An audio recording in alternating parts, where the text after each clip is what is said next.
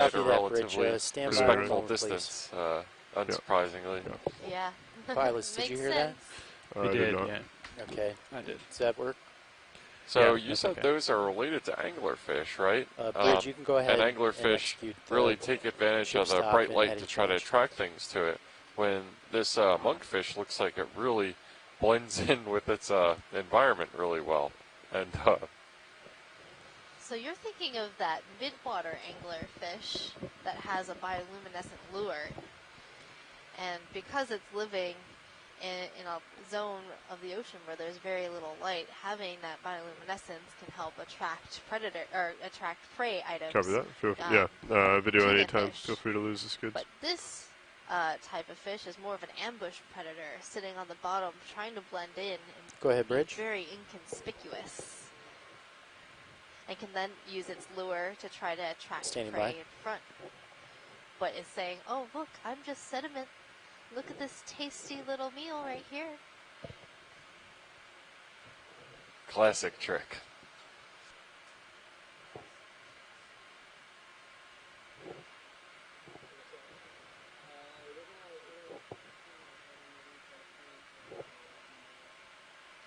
Copy that, 360. And Bridge, you said it was a bow thruster issue, or?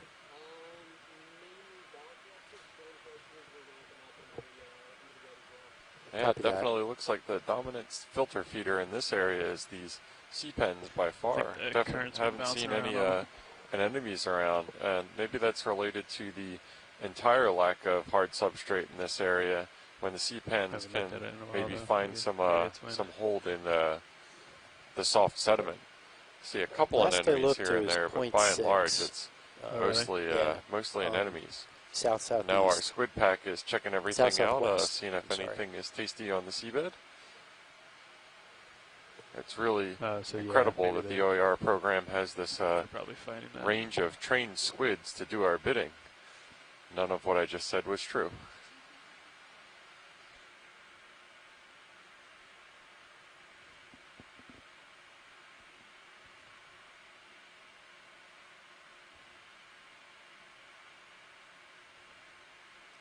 Getting pretty far out there. We have coming back around.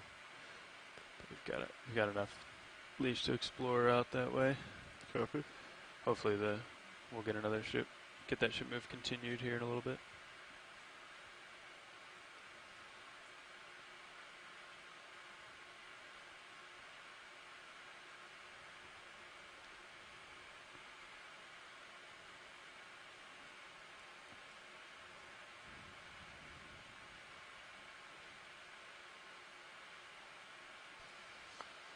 Just a quick check. Do we have any shore-based scientists on the line right now?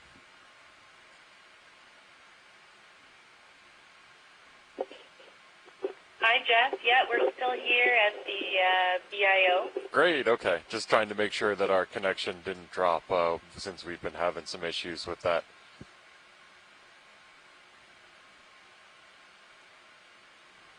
We're keeping our eye out for interesting things that we want to collect, but I think it's great that we're just covering a lot of ground here. Yeah, absolutely. Thank you guys for hanging out with us on this Saturday.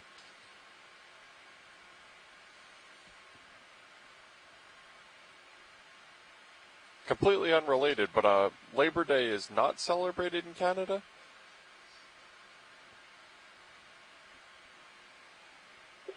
It is, but the holiday will be Monday. Gotcha, yeah.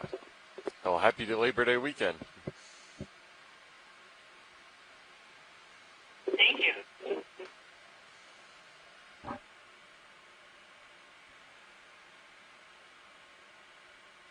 Any current down there? Oh yeah, there's a little bit.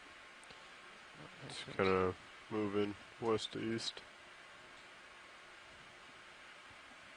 But pushing 45, 50 over lateral, and I can fight it.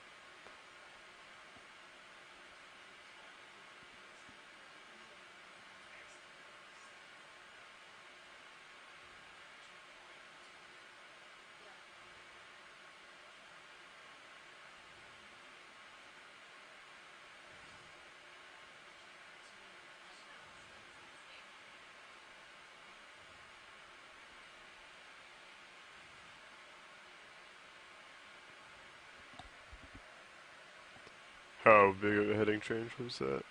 Yeah. The heading change is still underway, pilot. Copy. How far were they looking to come over? Another 10 degrees. 10 degrees. Yeah, just placidly making our way through our little squid colony here on our search and dive number 3 of Okeanos Explorer Deep Connections 2019 Leg 2. And this is a combined ROV and seabed mapping cruise. During the day, we're diving for the ROV, generally centered around daytime working hours, and at night our mapping crew is working hard to characterize the seafloor in between our ROV dive sites. This is a trans-boundary expedition, which means that we left from Halifax, Nova Scotia, and Canada. We're characterizing a number of sites in Canadian waters and then continuing the journey into U.S. waters before returning to our final destination in Kingston, Rhode Island. And the morphometric features that this expedition is targeting is submarine canyons and seamounts. And this happens to be one of the unusual sites along our expedition of approximately 20 or so planned dives, and that we're not on a seamount or a seafloor rise or a submarine canyon or a seafloor depression. We're kind of at the head of submarine canyons right now, investigating predictive habitat models from DFO concerning the presence of Vazella or Russian hat sponges. And so, thus far along this dive, we haven't sighted the Russian hat sponge. We've seen a number of other really interesting benthos, including the sea pens that you see in your view right now, scorpion fish, which are little curled up in cute little balls that you see on your screen right now as well. A lot of tube anemones, a couple corals, a couple encrusting sponges that we saw in particularly large clasts, which were thought to be drop stones that we had viewed in this. And as you may have noticed, if you've been tuning in on this dive for any amount of time, lots and lots and lots of short-fin squid. Yeah, let's go ahead and do that. Yeah, copy that. With me.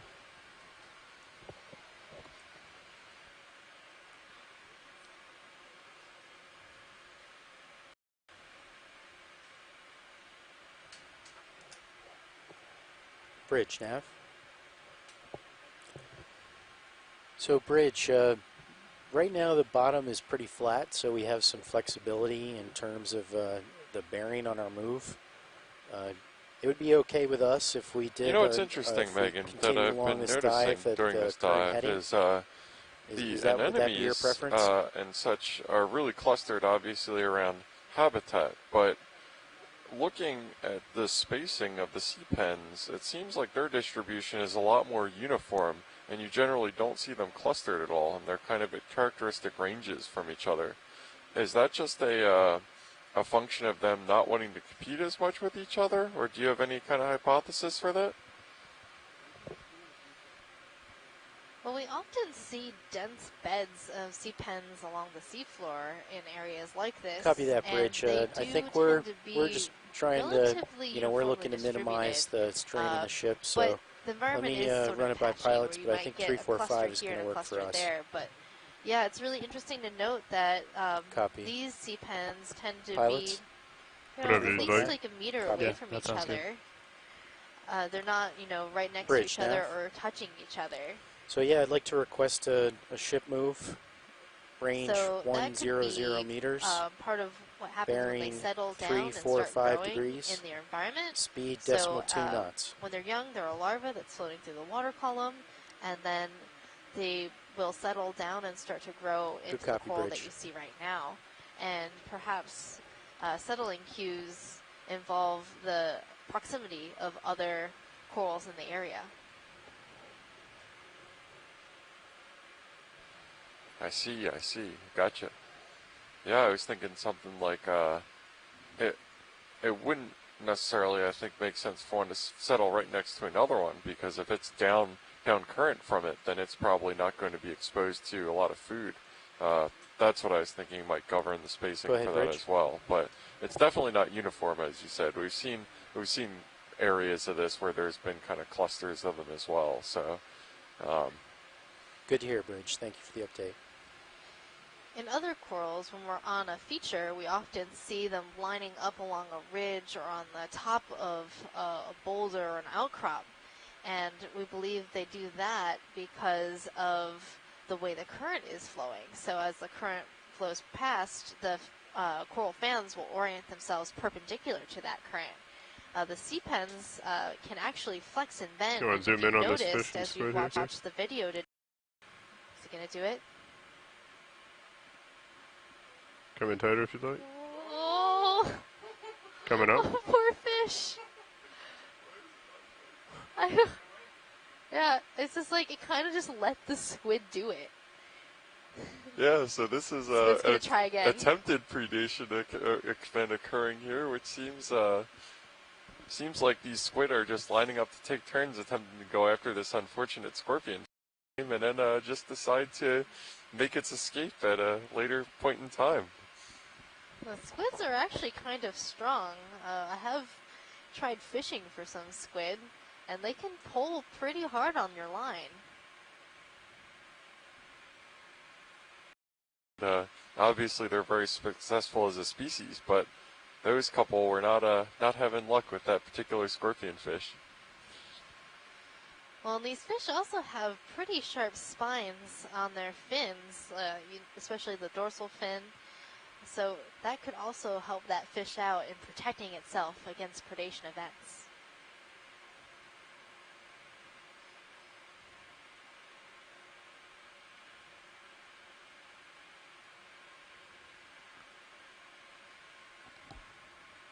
And so the little orange fish you're seeing, I just learned their common name is the black belly rosefish. So that's pretty cool.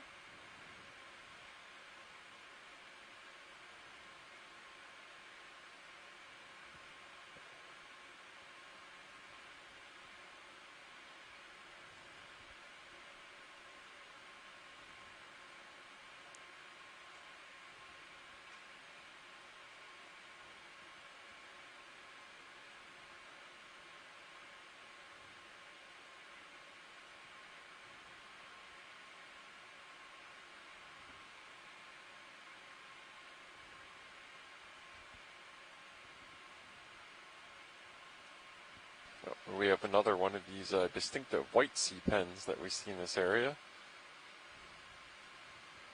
Yep, these white sea pens are the same species as the purpley looking ones.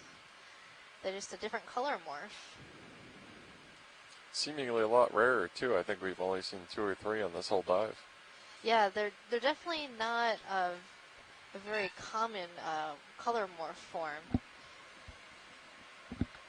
But it would take some genetics and population studies to understand a little bit more about how that happens. It could be that it's a recessive trait that only happens occasionally within the population. Would it be accurate to call them albino? I don't know if that is the right term for the, but it is a lack of pigment, so perhaps. Yeah.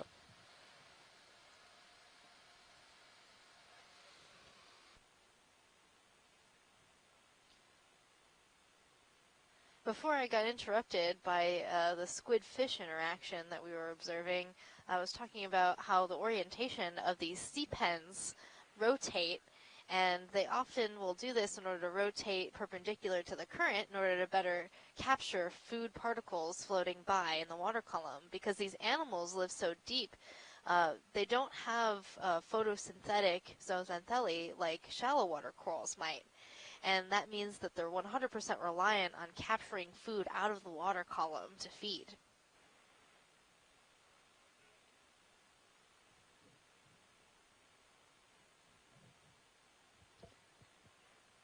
Oh, and Tina in the chat just informed that the sea pen, that's not the actual pigment of the organism itself, that's color of sclerites, and is that the actual skeleton, kind of the same way as coral? Is that correct, Megan? Well, a lot of corals have sclerites. Those are, small parts within the flesh of the organism, and we can use those they're sort of like the spicules in the sponge, and they're usually pretty unique across the different species, so they can be used to identify genera and species. Biology is confusing, Megan. Well, some could say the same about geology. Especially when you're like, well, it could be anything. Everything just got all mixed up. Well, that's what makes geology great, is you can't be wrong.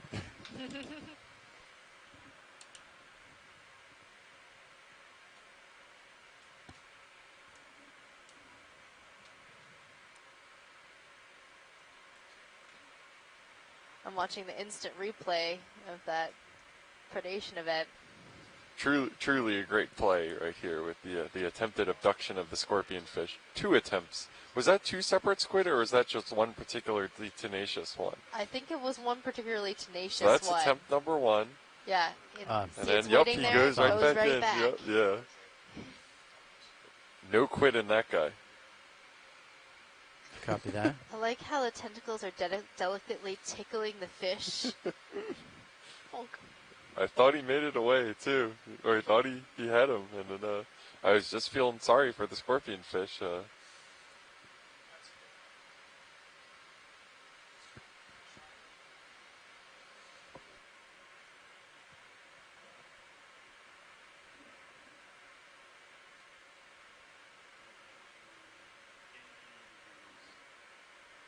Copy. Okay. Gonna push forward then. Looks like I'm aligned pretty. Is the mic? Copy.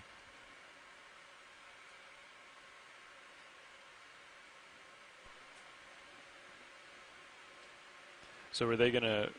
We put in a new move, right? They're not continuing the old move. We put in another 100-meter move, right? We put in a new 100-meter move like at 345. We're back in a bit of tube anemone country, mixed in with our ever-present sea pens and squids. We see a couple of those crabs who seem to like to hang out and scavenge across this area.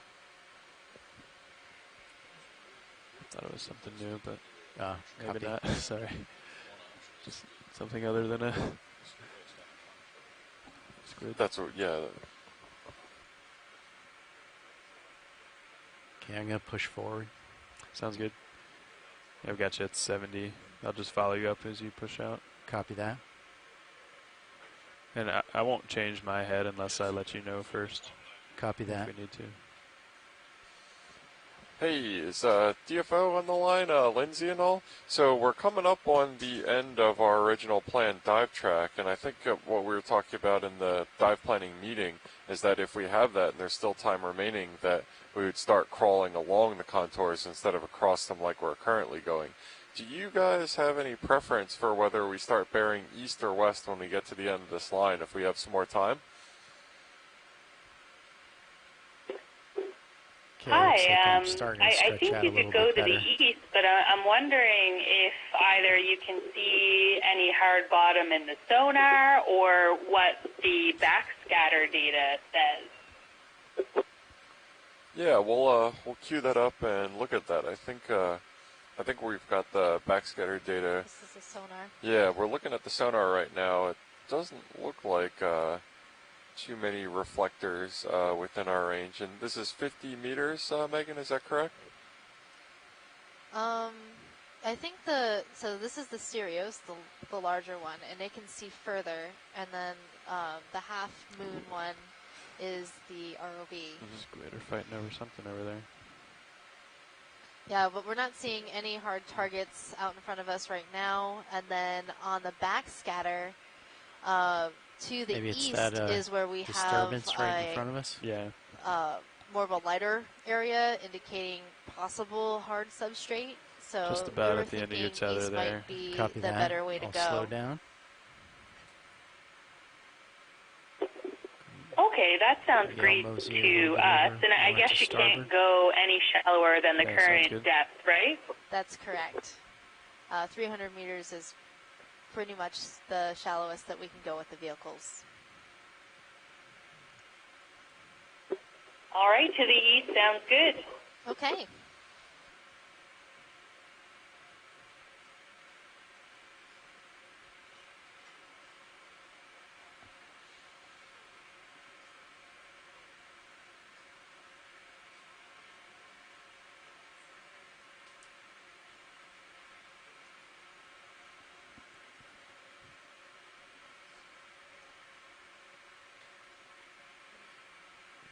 Now, I meant to ask Andy earlier, but what does the ADCP look like, or what does the profile look like when we're this shallow? I was wondering that. Stand by one. I was only looking Yeah, at the as we surface come up current. on the end of our original planned dive track here, I've always been curious. I don't think I've the looked search at it for more the elusive Vazella this shallow. continues. Shouldn't be too much of a surprise faster. considering the stunning speed of sponges through the water. Yeah, it looks like I'm catching It's up a little bit incredibly more fast to you. organisms. Copy that. Actually, there's Got some, more tether to come but back. we are back searching around. for them, and when we reach the end of this line here, we're going to bear east and look for an area that was highlighted by the sponge habitat suitability model as being relatively high probability for finding them. There's some rubble. Profile's pretty mixed match. Gotcha. We got In the meantime, west, earlier, and then back to other possible things that we're looking at for southeast. collection might be some Gotcha. sponges or encrusting It doesn't, sponges on rocks. Does it go down to 300? So it keep goes your down eyes to peeled 250. for some interesting small rocks Just with curious what it did possible when it hit there. sponge activity. I see that I'm off to Yeah, you might off just to be starboard. pulling the tether tight, maybe. Oh, Yeah, and copy. it certainly does look like we're I'd kinda getting like into a pulling little my bit head more around. of a Looks rubbly like you're okay. field here, But I wouldn't go too which much is further good. that Copy. way. Maybe Bodes just well for lateral our back chances towards of me. seeing the elusive I'll sponges. tilt up a little. We have our squid fan club back again, which is good. They wander, but they come back.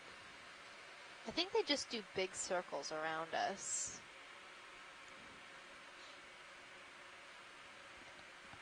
Andy found some rocks.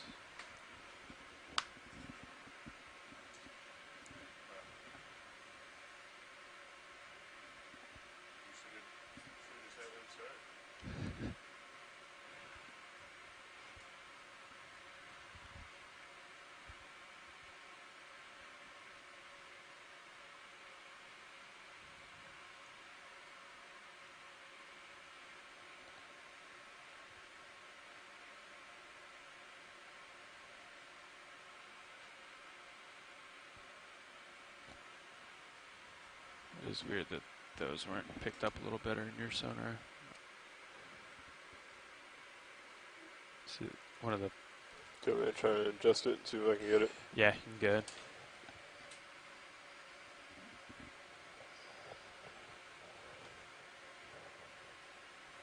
Let the gain down a little, contrast up, I believe.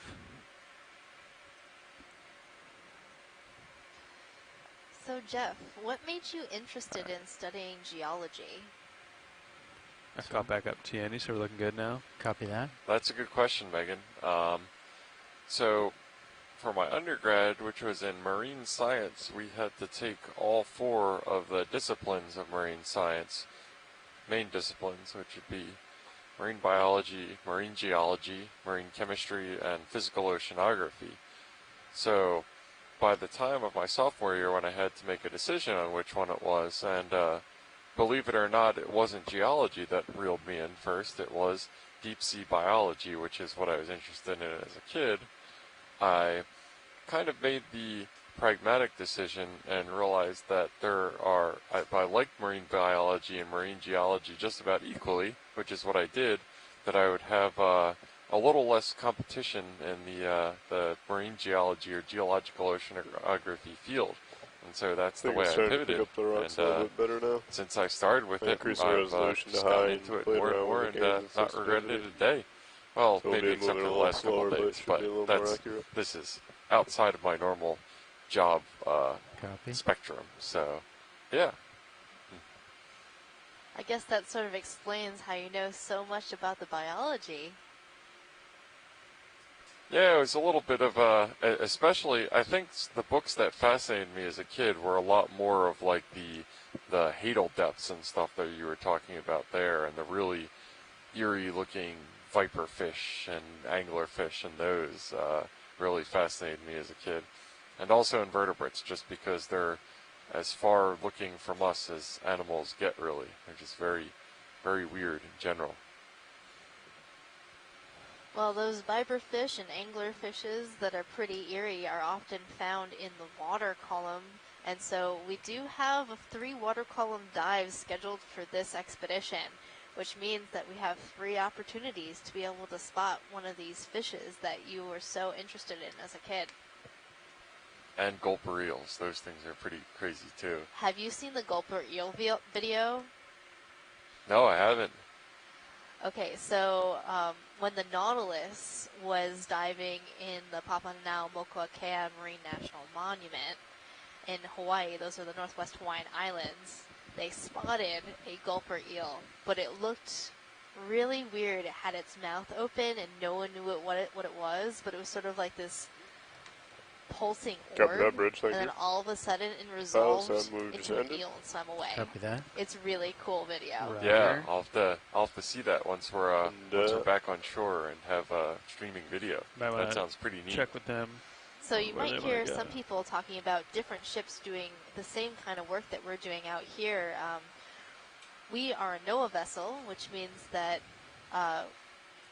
we're associated with... So to use the Z-bias to give me a little more upward vertical thrust, with NOAA, and that would be counterclockwise. Our crew is made up of the NOAA Corps, so those are the people who are actually driving the ship, and we are government funded. So we're the one ship that is 100% dedicated to ocean exploration, but we're not the only ship that does deep sea research. So the Nautilus is another ship that has an ROV that does exploration similar to ours, and also the Falcor has an ROV that does similar explorations. And what we're doing here, but we have reached waypoint 2. I was wondering if we arrived at waypoint number 2, and we were looking for the next move. I had overheard the call where I believe you had said you wanted to move east. Is that correct? East is correct. Thank you. Excellent. Sounds good. We will move east. Great. But before we do that, and the Okeanos see if they want to go along the contour, if they want to go east, because east technically would put us deeper. We usually don't want to do that. And a lot of times, so I think they really want to go like northeast along that contour. Similar areas where we're this is exploring on our website, oceanexplorer.noaa.gov. We'll head northeast along the 310 contour. Great. That works out great for us. Appreciate it. Thanks. Just about at the end of the tether there, but no tugs yet. Copy that. Yeah, I was we want to bump it down to like 50 meters. It's really good that you mentioned that about the Nautilus. There was that one. And did you also mention the Falcor?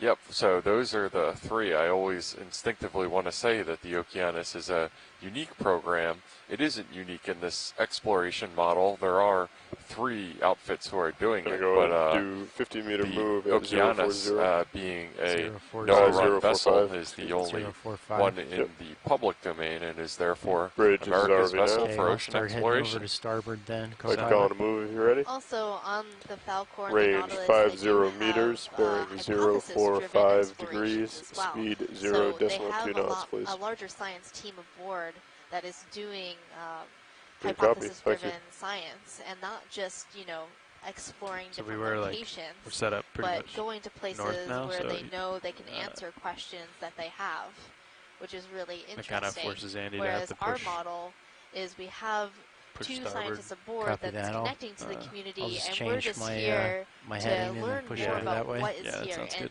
This type of exploration helps other scientists try to form their hypotheses and write grants in order to come back out to places like this in order to study them further. Some purpose to it. Absolutely, yeah. The Okeanos, the goal is to generate questions, to not answer questions. A little bit to the south to primary directive.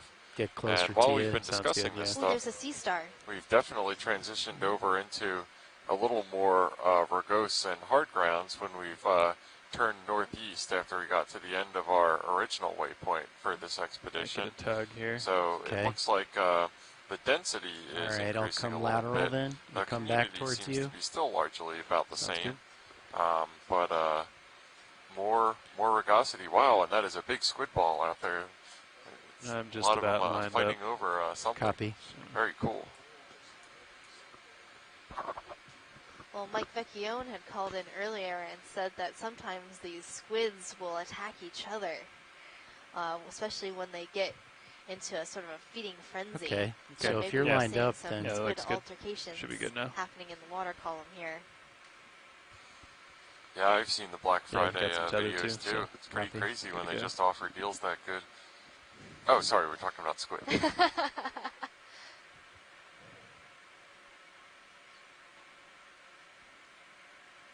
little bit farther off the bottom. I'll come back down.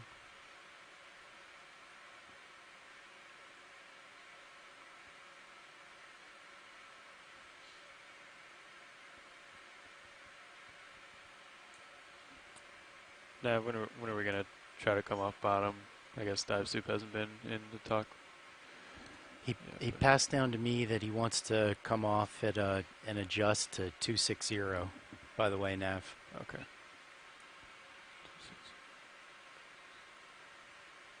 Gotcha. Sorry, say that again? So earlier, Dive Soup came down and passed down to me that after we recover, he wants the ship to come about to 260 heading. After we recover. After we come off bottom. After we come off bottom. Okay, copy that. Man. A lot of squid. Did he mention how long you wanted it to take to do that? Or are we just going to... He kind of said gonna gradually come about. Pilot, can we get a close-up of one of those pink anemones for a beauty shot? Absolutely. Thank you. We have 26 minutes left on bottom. Copy. And then that includes any time that we'll want to... Great. Thanks. Okay, I'm going to come around, sit down. There's one right under my port toe, so...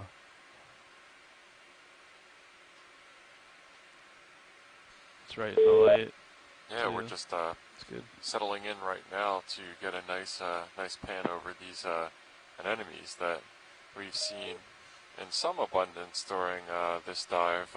Okay, video, particularly when you're in ready. this area where we're getting into more rock density. So this rubble field, this talus field that we're seeing right now, is seems more widespread a little bit. It could be it looks a little less like the drop stones that we were seeing earlier, where it was more individual. Watch lead. All right, copy. I'll come rule around that to out, the double. but this seems like a little bit more of a coherent mass of small stones that we're seeing here.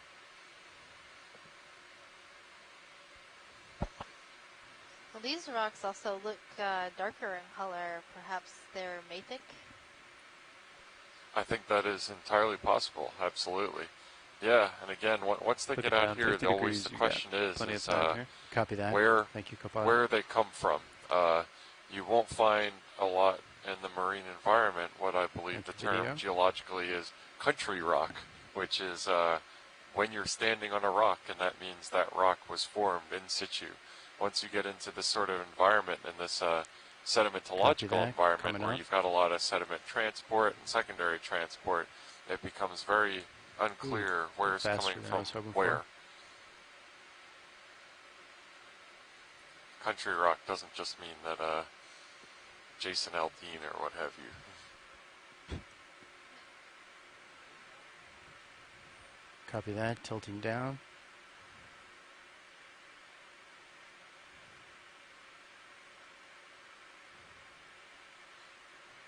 I think deep sea animals prefer the first kind of country rock. I'm not sure if they would appreciate the second.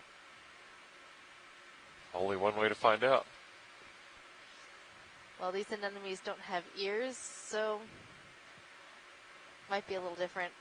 Yeah, they might not just mind it. Co-pilot, am I not pushing down hard enough, or I'm still kind of moving laterally. Yeah, might have to give it a little more. I think so anemones I'm right can be above you actually too, so pretty the tether might be difficult like to kind of identify just by okay. looking at them. A lot of the identification features are inside the body. Okay, watch lead. We have to enemy. kind of move on unless you want to loiter in this area more. I think video got exactly what they needed. Great. Thanks. That's interesting. So Thanks, you video. have to actually do some sort of sampling and collection to identify enemies. Come about to 4-5 and push out. You're looking at the mesenteries in the anemone itself and counting tentacles and looking at microscopic structures in order to make identifications. Mesenteries. Oh, we're like a gliding over a little monkfish there.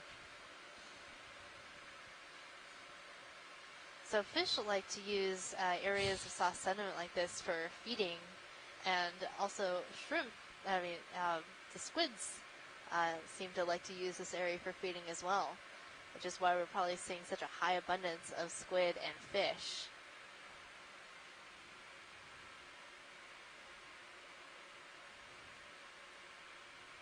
All right, looking good.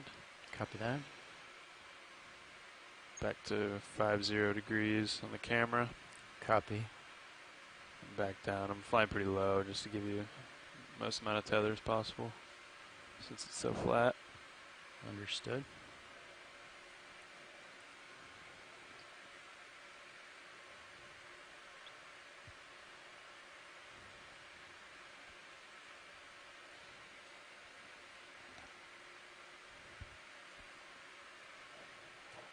We have about 10 more meters left in that move. You guys looking for another one right after? Sure. Works for me. This direction feels comfortable? Yep. Yeah, works for me.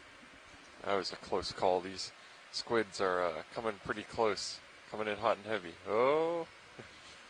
This one is posing. Now, I think it'd be really cool if one came and put its tentacles over the camera. Oh, yeah, yeah. That would truly make Squidder Day. That would make video happy, though. We'd have to clean that.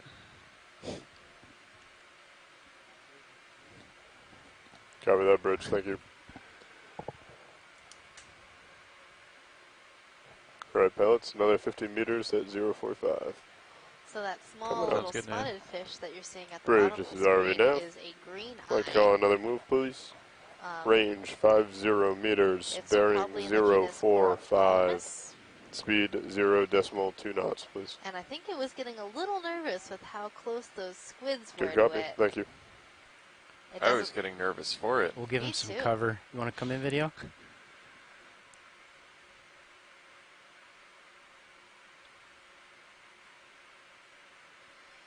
So they're called green eyes because the light from our ROV reflects this green color in its eye.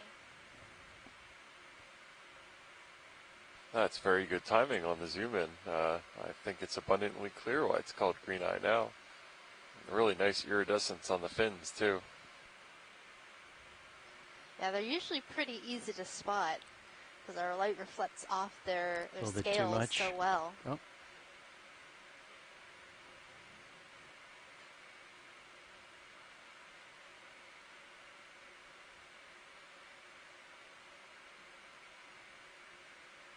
They're also very good at posing for good imagery. I'm definitely getting that memo.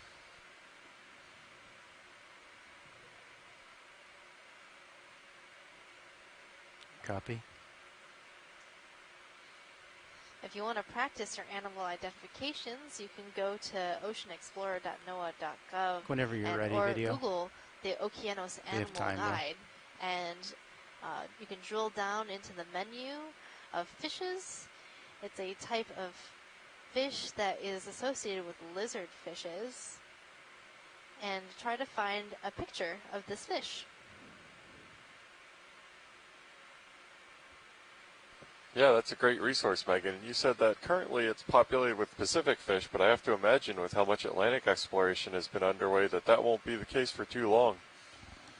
No, so one of the things I'm going to do during this expedition is collect all the imagery captured by our videographers and take it back to the lab in Hawaii, and we'll sort through that imagery, selecting the best images. Thanks for that of quick these view of the skid, in so order it just to helps me create orient. the Atlantic portion of the Deep Sea Animal Guide.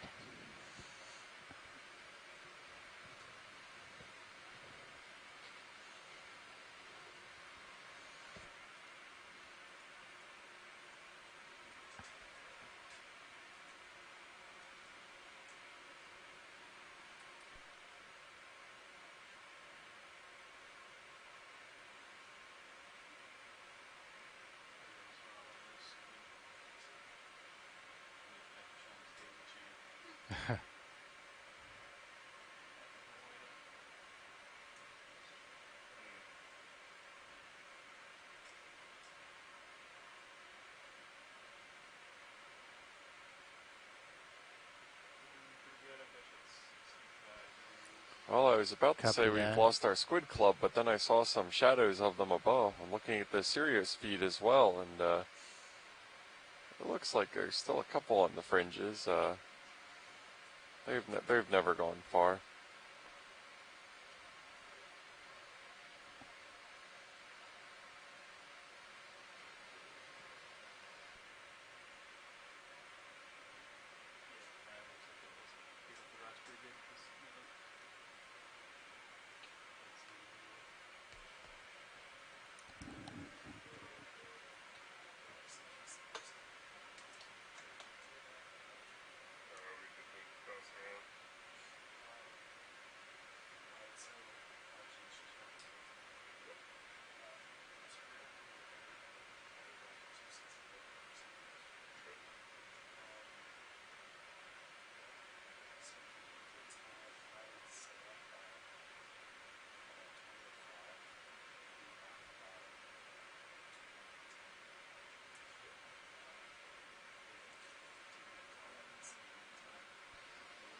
There's a solitary anemone and some little scorpion fish among just, I would venture to say, by far the most representative creature that we've seen on this dive, the sea pen. This has just been gangbusters for sea pen on this dive.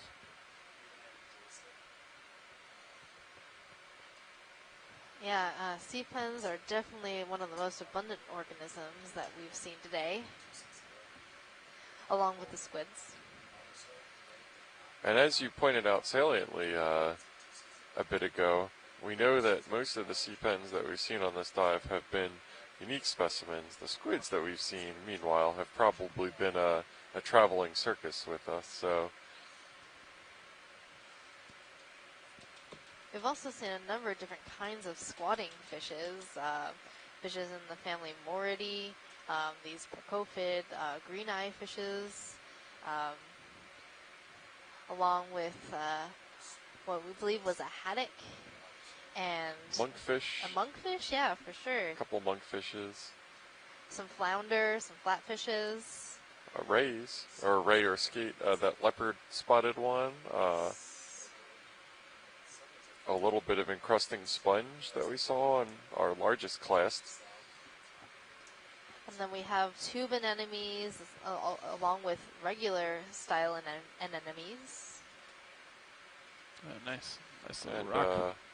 the polychaete Rubble worms pile in the tube. Oh, yeah. We stopped seeing them a while ago. Yeah, they were everywhere before. And then we were speculating in the chat whether that was because potentially of depth change, 50 meters shallower.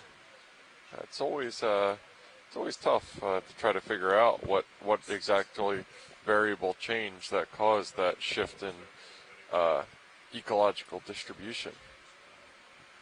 It's the substrate is a really obvious one, but other ones that we can't immediately see, even though we have some data about it in the form of our CTDs, conductivity, temperature, and depth.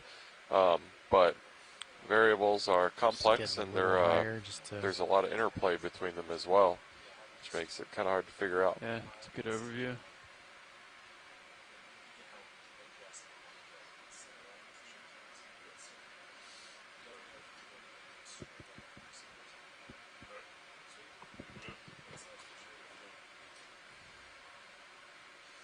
is just a nice overview of the seabed that we're looking at right now. All right, pilot, so we're coming off bottom in 7 squid minutes. Population Copy. Over this rubble field.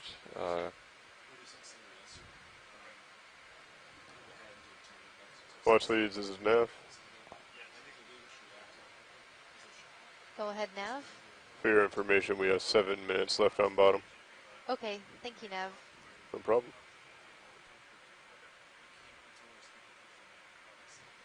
So we are coming to the end of our dive. We have about 7 minutes left on bottom.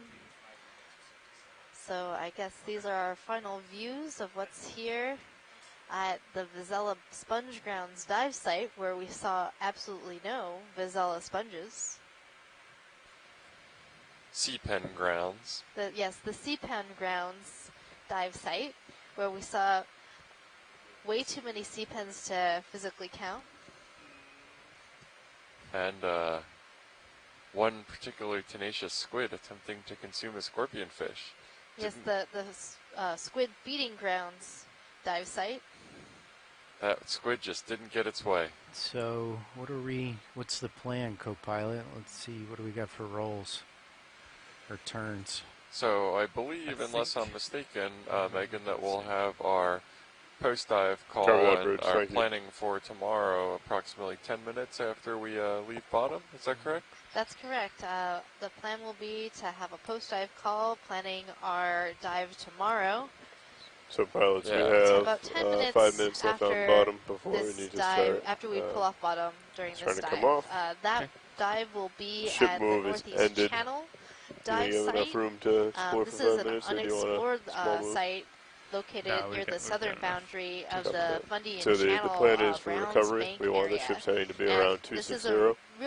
a big area of so interest when you guys come to off the bottom, Division of once you Fisheries get and about Oceans 50 Canada, meters off the bottom, we'll go ahead and because call them of and have them start making that turn. in Dive this Super's area. on his And way up there to because discuss of the actual dense benthic habitats transition that might for be that. in this area. So it's going to be So a as really we come up interesting through the dive water tomorrow. column, they'll be turning We to do the love port, our dense benthic swinging their head habitats. around Copy that. to that new heading.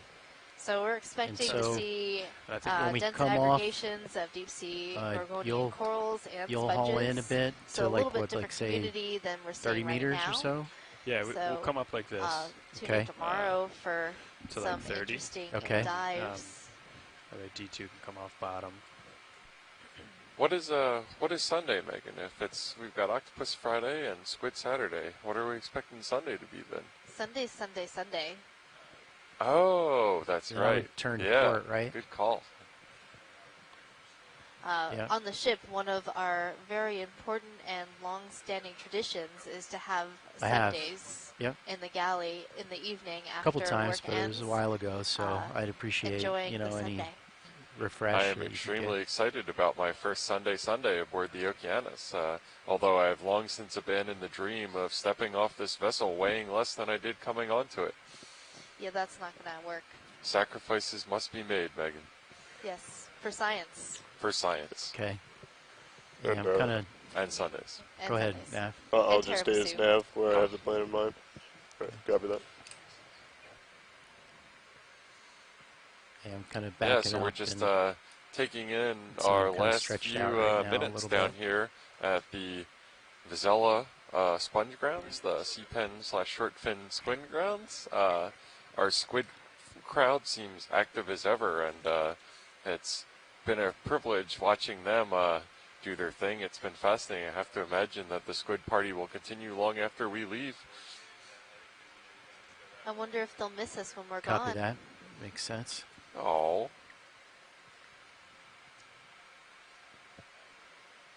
One really got up close and personal. Well, a number of them did, but one particularly did. First D2.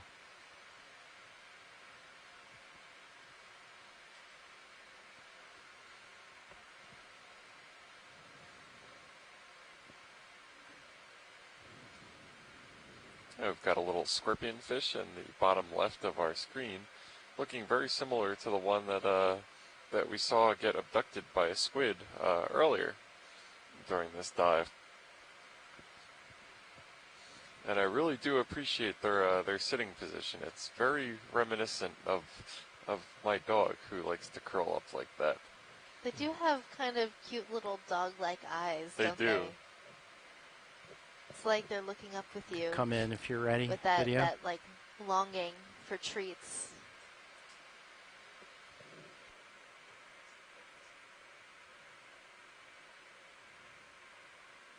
Gonna try and center it up for you a little bit better video. Yeah, I've never seen a fish curl up like that before. It's very funny, very endearing. Copy.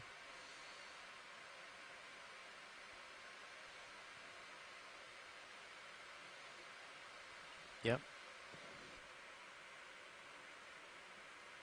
And I'm glad I've been educated about that statement that I heard many years ago about fish needing to continuously swim or else they'll die because Copy they that. can't get oxygen. Yeah, 30 through their seconds, gills. fellas. Copy. Misinformation is sometimes worse than no information. That's right, but it is a fun fact about some fishes. You happy with that tilt video? Okay.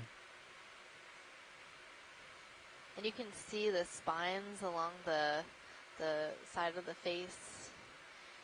You can count the scales with this zoom.